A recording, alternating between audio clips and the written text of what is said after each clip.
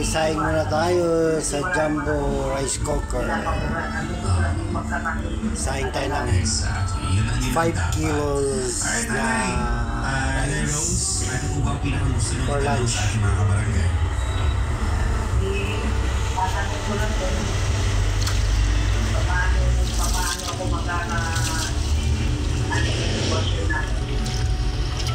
Paano po ba kayo makaka-let me move on sa pagkamatay na kasama ninyo? Hindi po yung gusto nyo itanong?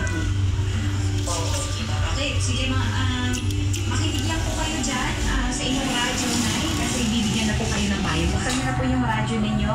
Pakinggan nyo po kung ano sasabihin ng mga kabarangay natin, ha? Okay po? Okay.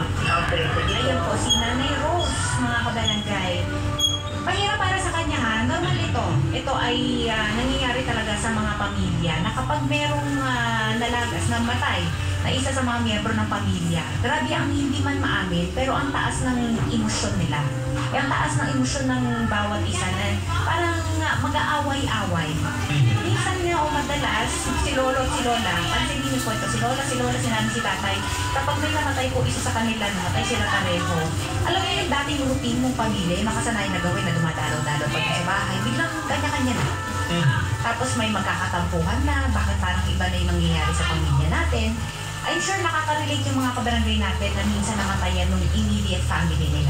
So, pwede po kayo mag-comment sa ating Facebook Live. Ano po ba yung maitutulong natin kay nanay para makalimot po siya? At I'm sure marami rin. Hindi sa makalimot hindi niya na makakalimutan ito. Kumbaga parang hanggang yung isang araw na lang yung magigising na siya, natanggap na niya, natapos na yung lahat, hindi na mabigat sa pakiramdam. Dahil hindi natin makakalimutan yung pagkawala ng mga mahal natin sa buhay. Kasi parte na sila ng buhay natin. Parte na sila kung sino tayo ngayon.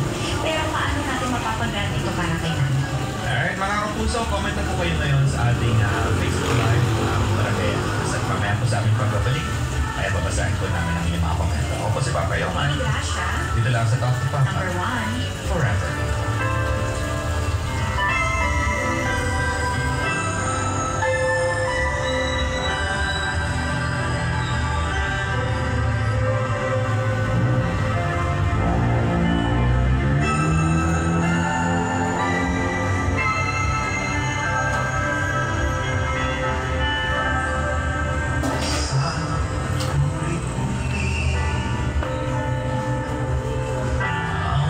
Have a nice day.